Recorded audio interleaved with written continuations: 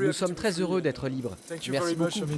Joie immense et soulagement après la libération de 4 journalistes français otages en Syrie. Leur libération a été annoncée par le président François Hollande lui-même. Ce dernier a précisé qu'ils étaient en bonne santé et seront de retour en France samedi soir ou dimanche matin. En Ukraine, malgré les pressions des États-Unis sur Moscou, les insurgés pro-russes ignorent toujours l'accord de Genève et contrôlent dans le calme l'administration régionale dans l'est du pays.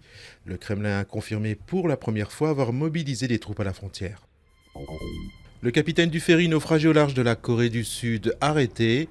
L'homme de 69 ans est sévèrement critiqué pour avoir quitté le navire qui sombrait.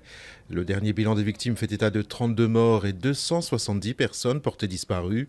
Les plongeurs sont enfin parvenus à pénétrer dans la partie passager du bâtiment. Les recherches continuent après une avalanche survenue au sommet de l'Everest.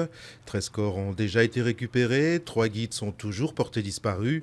Selon les autorités, il ne reste que très peu d'espoir de retrouver des rescapés après 24 heures sous la neige. Ils étaient des centaines à faire la queue pour obtenir le précieux sésame.